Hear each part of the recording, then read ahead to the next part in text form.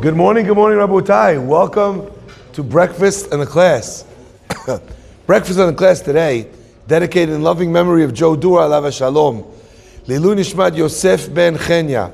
May his neshama have an aliyah. Also thanks to the rabbis for their beautiful words of Torah each day. Claudia and Marcus Dura and family. Zaku Baruch. It should be a life filled with simcha, filled with nechama for the entire family. Breakfast in the Class also dedicated for a speedy and complete refuah shlema for Joyce Harari. Today we got the extra R in there, Baruch Hashem. Simcha Joyce Bat Selma Hava. Bezat Hashem, it could be a complete refuah shlema by our children, Eli, Max, Ben, Lori, and families. The learning for this week is dedicated by Torah Center Silver donor Miron Nisim. I'm not sure when his week runs out. It's been a long week. But in memory of all those who perished on October 7th, and all the fallen soldiers since then who gave their life to protect us and the state of Israel, we have a very special soldier that just gave the ultimate gift, that paid with his life to be able to give us the amazing news, the miraculous news that we heard only yesterday about the 4 hostages that were brought out from captivity. We want to say a tremendous thank you to his family for giving and paying the ultimate price so that our hostages could come home. To Arnon, he left behind him a wife and 2 children. Hashem should bless them to always know that their father is a tremendous hero, a brave person, a person who died for Hesed, and like his wife said so beautifully, before he was a hero, he was the kindest and most charming man. So it's not someone becomes a hero in that moment. They live their life in the most beautiful of ways. And Arnon, we're very proud of you and the sacrifice that you made. Hashem should protect Am Yisrael, all of our Chayalim and all of our soldiers. Let's begin. There's a beautiful pasuk in Parashat Naso, which gives us a place to be able to see one of the fundamental mitzvot of the Torah pop up. Sonny, I don't know if you're checking if we're live. Did you check? Let's see if we're on. Ish o isha, man or woman ki ya'asu mikol chatot ha'adam, that will do from any of the sins of man. Lim'ol ma'al ba'Hashem. Lim'ol ma'al ba'Hashem means to, literally, ma'al means to take something from hekdesh. That's what it usually means. So as an example, let's say I make a korban. I say this animal is going to be a sacrifice in the Beit HaMikdash. Later that day, I get hungry for shawarma. I take the korban, I use it for myself. That's me'ilah. Let's say, as an example, I'm a kohen. I'm doing the avodah in the Beit HaMikdash. I have the vessels of the temple that are used for the avodah. Gold, silver. I decide, you know where this would look nice? In my break front at home. I take the mazlegot, I take the forks, the spoons, the shovels from the mizbeach, from the menorah, from the Beit HaMikdash. I hide it in my tunic, okay? And I bring it home. I'm using it now to flip my eggs at home. Me'ilah, that's me'ilah. According to many opinions, when the Jewish people in the story, me'ilah carries a very severe punishment. When the Jewish people in the story of Purim went to the party of Achashverosh, what does it say? V'kelim mikelim shonim. Say Chazal, what does it mean that he had different vessels? It was old vessels. It was vessels from the temple that he pulled out, that had been taken into captivity, and they were serving them drinks at this horrible orgy of a party, right, with all sorts of tum'ah and inappropriate elements of it, with naked queens, and they're giving you the vessels of the Beit HaMikdash. Some people say that that's why the Jewish people were given such a terrible punishment. Of course, in the end they were saved from it. Why did they deserve to be destroyed? Because they were enjoyed from Seudat Achashverosh. What's so bad? The answer is, it was me'ilah. So the word me'ilah has a connotation of using an object of hekdesh. Rashi says, Amar lim'ol. The pasuk says, lim'ol, to commit me'ilah. V'lo amar u'ma'al ma'al, and he did me'ilah. Lim'ol, the person does this act to be mo'el. Yitba'er al pi divreim zal. Rashi quotes the Gemara in Baba Kama. The Gemara in Baba Kama says, what is this pasuk saying? When a person sins, lim'ol ma'al ba'ashem, hakatuv medaber, b'mishaker b'mamon chavero. When a person lies about his friend's money, v'nishba lo l'sheker, and he swears falsely. You know, many times a person is capable of doing a sin. In fact, Rashi says in pasuk, on this pasuk as well, Harechazar v'katav kan parshat. Over here we reiterated the sugya, the parasha of gozel v'nishba l'sheker, a person who steals and then swears falsely. Why are these two things associated? Stealing, swearing falsely? Because, like we found in the parasha of Ben Sorer Umoreh, these mitzvot, they are associated one with another. The Torah would list mitzvot one after the next to tell you that there's a connection between them. You see sota b'kilkula, you see a sota doing the wrong thing, don't drink wine. Probably the mistakes that were made in lowering the boundaries of tzniut happened because someone was drunk. Okay, don't take revenge, don't bear a grudge, is in the same area as ve'ahavta re'acha kamocha. Don't hate your friend, tell him what he did wrong. It's one thing which leads to the other. The guy did something wrong, you now hate him in your heart, you want to take revenge against the guy. Says the Torah, all of this could have been avoided if you would have loved your friend in your heart. Okay? Ve'ahavta re'acha kamocha. My friends, just understand this. Gizela, stealing, and swearing falsely go hand in hand. Because what happens when the guy takes you to Beit Din, or the guy approaches you and says, what are you doing? I gave you this money. I invested with you. Now you're telling me, oh, the money disappeared? Oh, that's how investments go? You win some, you lose some? Show me the paper trail. If you win some, you lose some. Show me where it went.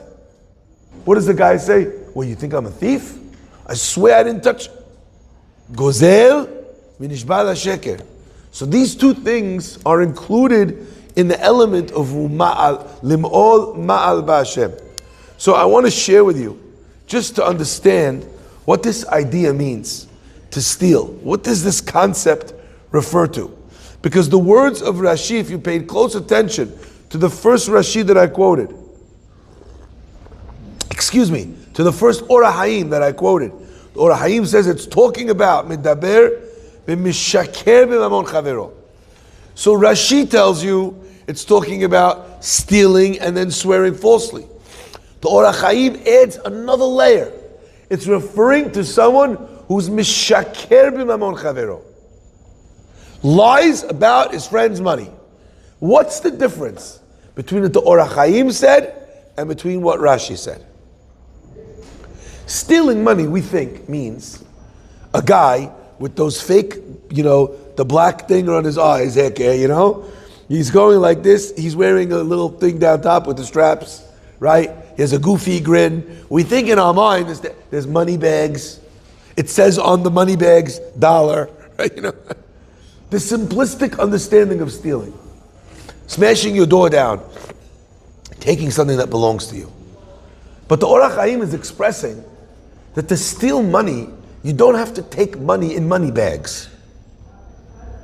Sometimes all it takes is mishaker b'mamon chavero. You owe the guy money. Oh, did we agree on this amount? I thought we agreed on another amount.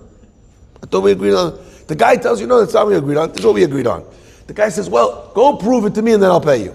He knows you had a deal together. Recently, I called a dear friend of mine who helped me with construction.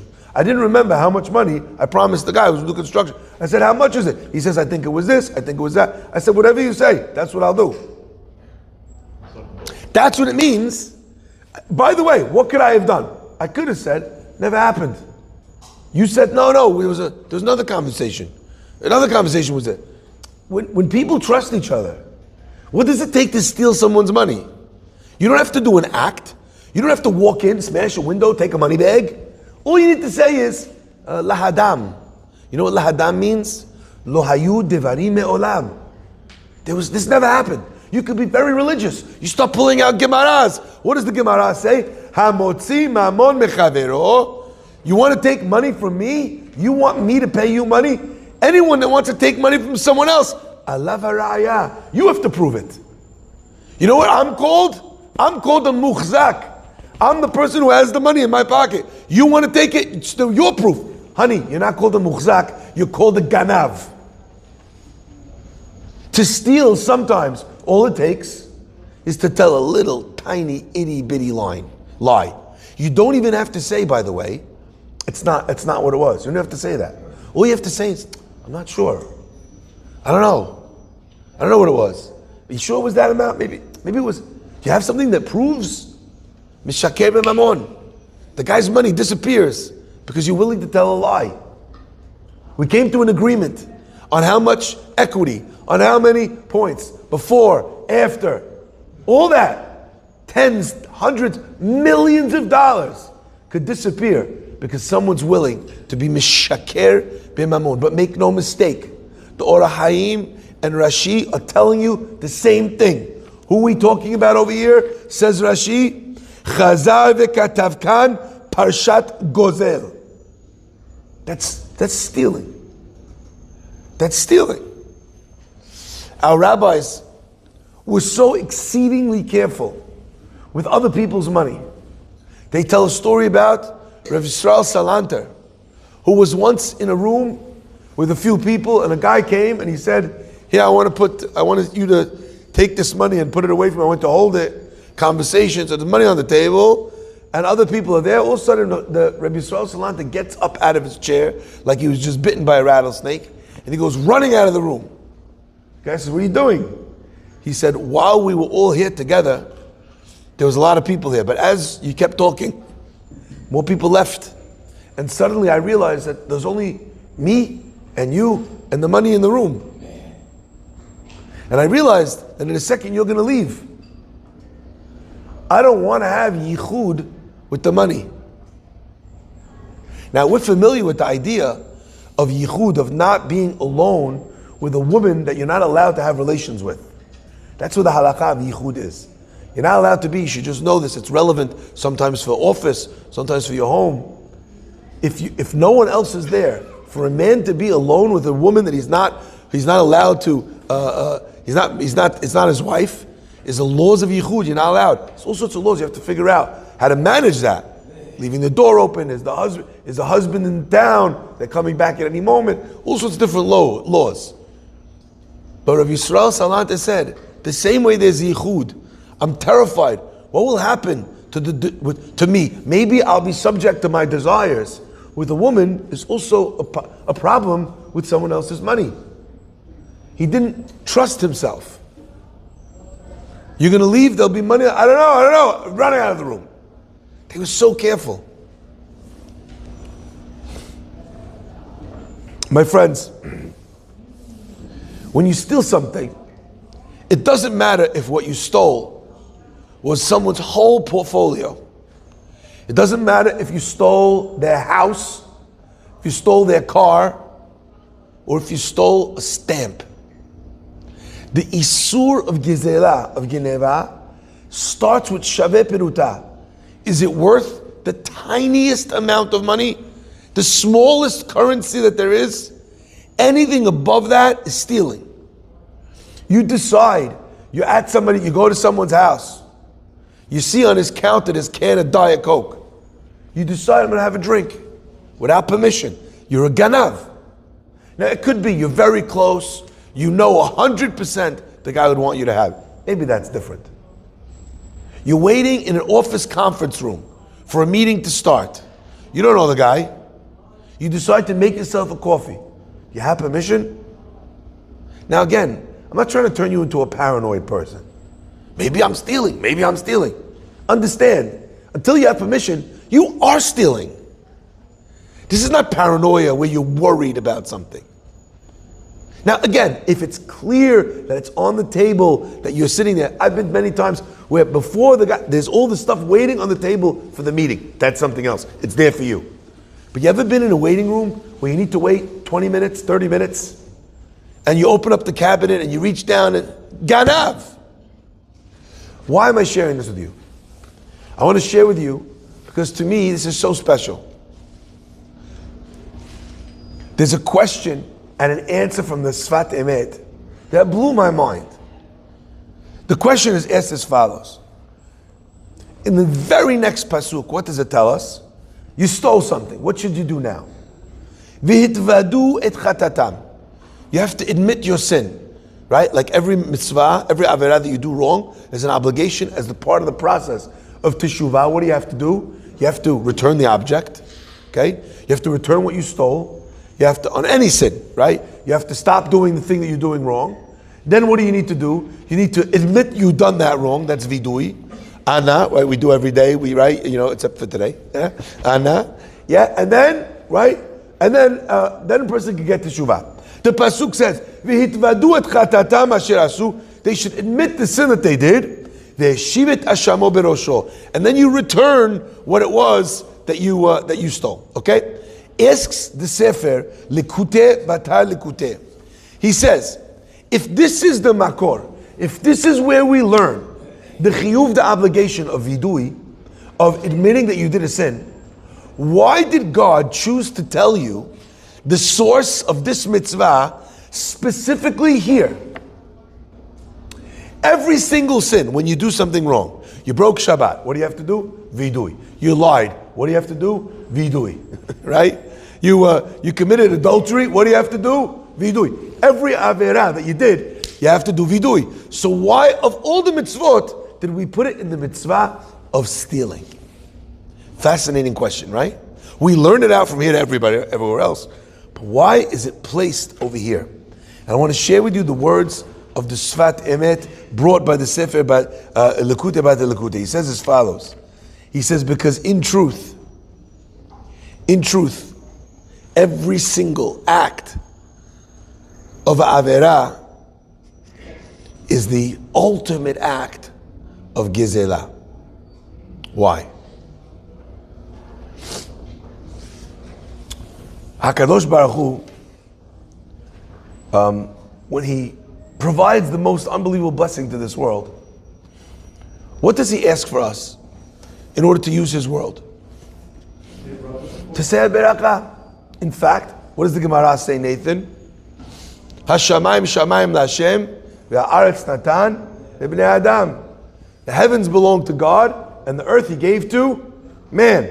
So in one place it says that the earth belongs to man. Elsewhere it says, right, that the earth, everything belongs to God. Which one is it? Answers the Gemara, Kan kodem bracha, Kan achar beracha. One pasuk says, Aretz natan lebnei Adam. One pasuk says, Shem haaretz u'mloah. The land belongs to HaKadosh Baruch Hu. So does it belong to God? Does it belong to you? Answers the Gemara. It belongs to you after you made a beracha. Right? What that means is that the price of enjoying from God's world, what do you pay? You don't pay $1 or $3 or $50 if you shop at Morton Williams. What do you pay? You pay a bracha.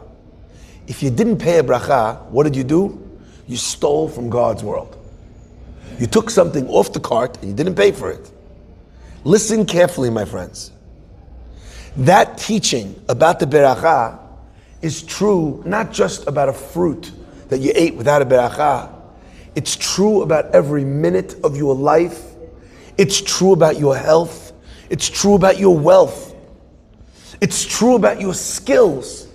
It's true about your compassion and your empathy. Every single thing that God gave you. Why did He give it to you? Lichvodi berativ, God says.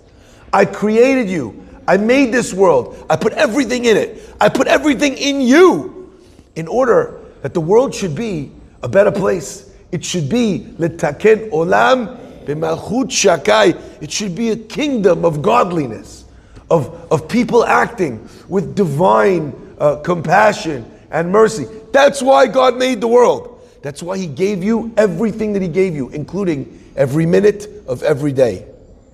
When a person does a sin, what are they doing? They're stealing. Not only when you steal are you stealing, but when you commit any sin, you took God's gift, you took God's time, you took God's body, and you did the opposite of what He wanted you to do with it. If someone says, I would love for you to do an errand, and you say, no problem, I'll do an errand for you, lend me your car. Guy says, no problem, here's my car. You take the car, and instead of going to do the errands, you use it to go on vacation. You, my friend, are a thief. What are we using our bodies for? What are we using our time for, our money for, our skills for? What are we using everything for? If we're using it to go on vacation, not for what God intended it, what are we doing? In truth, every sin is really stealing from God. I thought to myself, you know what we learn about in the story of the Mabul, of the flood, is that the reason why God brought the flood, their Gizardin, their decree against them was sealed because of Gezel, because of stealing. And it's interesting to me. What happened? God destroys not only the people, but the whole earth. He destroys even the upper layer, the crust, the top tifahim of the ground gets destroyed. Vayimach Hashem et kol hayekum. What was God communicating? That in their act of adultery, in their acts of theft, in their acts of wickedness, they had taken this whole world that He created and they used it for the wrong thing. God says, I'm going to delete the whole world because all of it was used for incorrect things. I want you to understand, the trees in Central Park, why do they exist? They exist to serve, to bring pleasure, to open up the eyes of those who follow in the ways of God. Everything was created for you, for me, when we do the right thing. When we do the wrong thing, not just did we steal time, we stole caterpillars and butterflies. We stole bees and animals. We stole the ocean. We stole the beach. We stole the entire purpose for creation. Now, really, what should happen in wicked generations? We should experience a flood. But God promised the world He would never do that again.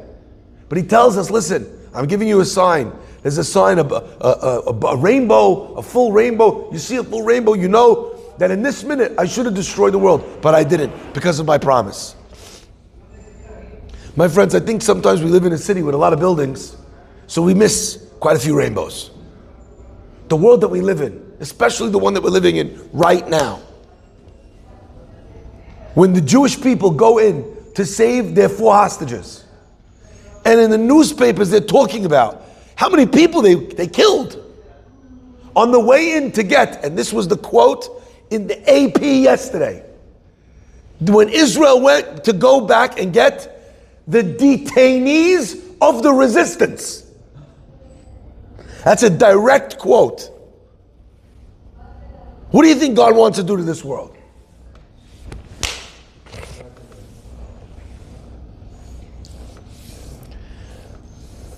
There should be a lot of rainbows. And soon in the month of June, we're going to start seeing them. Ya'edi.